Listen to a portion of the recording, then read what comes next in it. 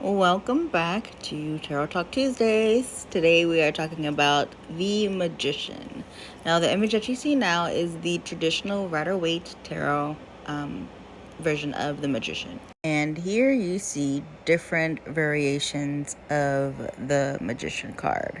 Now, if you study Rider-Waite's version, you'll see a man standing with one arm raised to the heavens with a wand securely clasped in his hands while the other arm points towards the ground.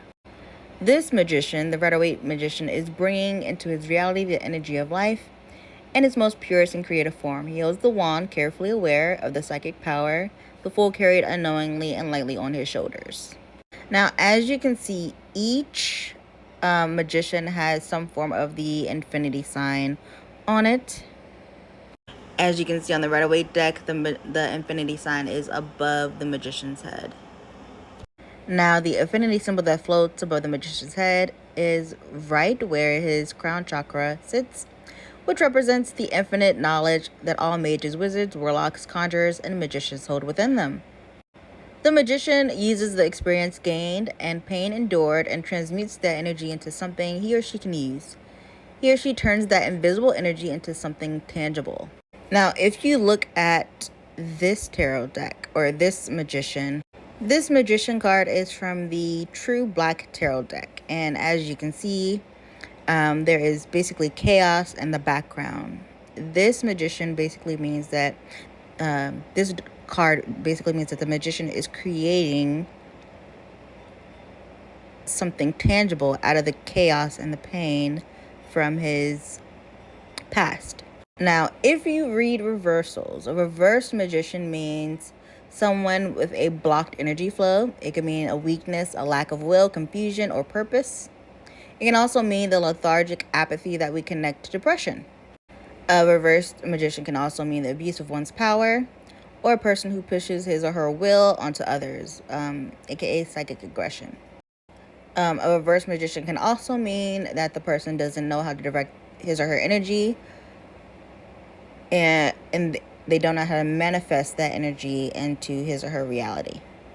Now, in astrology, the archetypical magician in Rome was known as Mercury. In Greece, he's called Hermes. The magician is a master of space and time and energy which he uses his own body as a conduit to create his own reality. His stance is of the Hermetic maxim, as above, so below, or the dying as we know it, or the saying as we know it, as on earth as it is in heaven.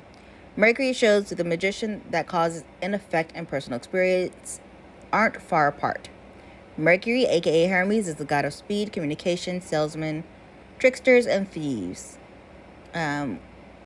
He is also the messenger from the heavens, bringing ideas to the physical world. In the biblical sense, Mercury can be seen as Archangel Gabriel, which translates to God is my strength, who is also the messenger of God.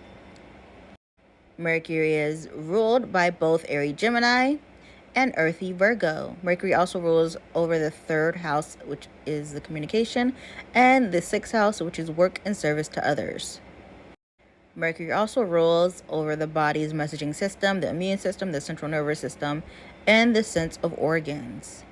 When Mercury enters retrograde, it taps into the trickster archetype that both the Fool and Magician are known for. Mercury retrograde is like the reversal version of the Magician, which calls us to take pause, not to make haste, and do a double or triple check things. Alright, that's all I have for you guys for Tarot Talk Tuesdays. I will see you next Tuesday with the High Priestess.